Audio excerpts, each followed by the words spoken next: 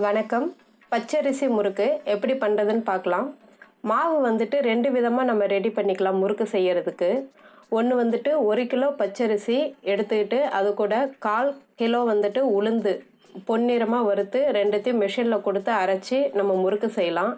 இன்னொன்று வந்துட்டு நம்ம கொஞ்சம் கொஞ்சமாக செய்ய போகிறோம் அப்படின்னா 1 கிலோ பச்சரிசியை மட்டும் மிஷினில் கொடுத்து அரைச்சி வச்சுக்கோங்க. அதுலேருந்து நான் அரைச்சிக்கிட்டு 1 டம்ளர் எடுத்திருக்கேன், அதாவது 1 ஆழாக்கு எடுத்திருக்கேன். அதே ஆழாக்கால உளுந்து வந்துட்டு 1/4 ஆழாக்கு எடுத்திருக்கேன். எந்த பாத்திரம் யூஸ் பண்ணுறோமோ அதே பாத்திரத்திலே அளவு வச்சுக்கோங்க. அந்த மாதிரி 1/4 ஆழாக்கு உளுந்து எடுத்து அதை கடாயில் ஒரு பொன்னிறமாக வர வரைக்கும் வறுத்துக்கலாம். ரொம்ப செவர விட வேண்டாம், கருகி போக்கக்கூடாது. இந்த மாதிரி கொஞ்சம் பொன்னிறமாக வந்ததும் இதையும் மிக்சி ஜாருக்கு மாற்றிக்கிட்டு நம்ம வீட்டிலையே ஃபைன் பவுடராக நல்லா இதை அரைச்சி எடுத்துக்கலாம்.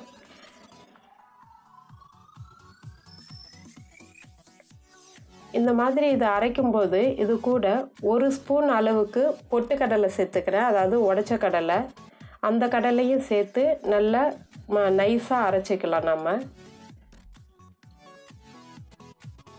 பொட்டுக்கடலை சேர்க்கறதுனால மாவு வந்துட்டு நல்லா முறுமுறுன்னு நல்லா இருக்கும், நல்லா கிறிஸ்பியாக நல்லா வரும். இதை நல்லா அரைச்சி ஒரு சல்லடையில் வச்சு நல்லா சலித்து எடுத்துக்கலாம். சப்போஸ் நம்ம நிறைய 1 கிலோலாம் அரைக்கிறோம் இந்த மாதிரி உளுந்து சேர்த்து அப்படின்னா அந்த மாவு மீதி வச்சுருந்தோன்னா ஒரு மாதிரி காரல் அடித்த மாதிரி ஆகிடும். அதனால் நான் எப்போவுமே வந்துட்டு அரிசி மாவை தனியாக அரைச்சி வச்சுக்கிட்டு சுடும்போது இந்த மாதிரி உளுந்து சேர்த்து நான் செஞ்சுப்பேன். இப்போது அந்த 1/4 ஆழாக்கு வந்துட்டு உளுந்த மாவும் எடுத்துக்கிட்டு அது கூட தேவையான அளவு உப்பு, கருப்பு எள்ளு நல்லா வாசனையாகவும் இருக்கும், டேஸ்ட்டாக இருக்கும். தேவையான அளவு கொஞ்சமாக பெருங்காயம் சேர்த்துருக்கேன், 1 ஸ்பூன் அளவு வெண்ணெய். இது எல்லாத்தையும் சேர்த்து நல்லா கையால் மிக்ஸ் பண்ணி விடுங்க.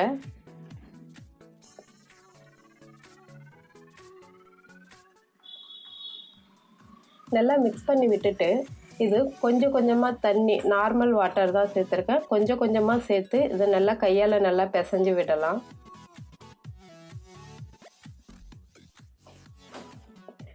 இந்த மாதிரி மாவு வந்துட்டு ரெடி பண்ணதும் ஒரு முறுக்கு அச்சு எடுத்துக்கிட்டு அதில் தேவையான அளவு அந்த ஆழாக்கு எப்படி இருக்கோ, அந்த முறுக்குப்படி எப்படி இருக்கோ அதுக்கு தகுந்த மாதிரி நான் மாவு கொஞ்சமாக அதில் சேர்த்து இப்போ புழிஞ்சு காட்டுறேன். இப்போ நான் 3 ஓட்டை போட்ட அச்சு எடுத்திருக்கேன் முறுக்கு செய்கிறதுக்கு. இன்னும் 1 அச்சு இருந்தாலும் எடுத்துக்கலாம். அது நல்லா கேப்பு விடும், முறுக்கில் நல்லா வேகிறதுக்கும் நல்லா வசதியாக இருக்கும். நிறைய அச்சில் ஓட்டை இருந்துச்சு அப்படின்னா ஒரு மாதிரி அடை மாதிரி வந்துடும் முறுக்கு, கொஞ்சம் வேகிறதுக்கு டைம் எடுக்கும்.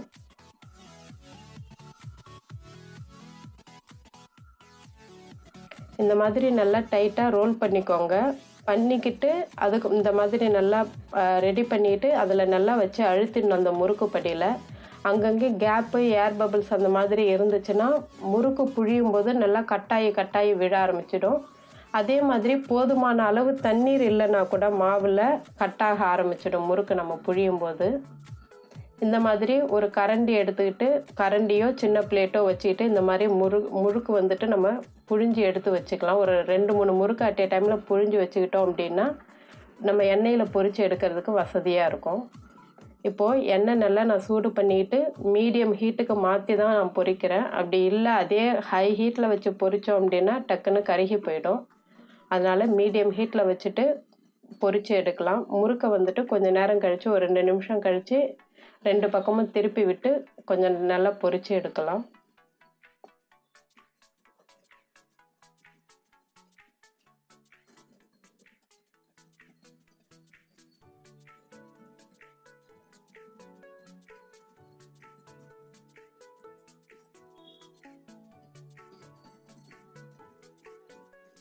இப்போது முறுக்கு நல்லா வெந்து வந்துருச்சு.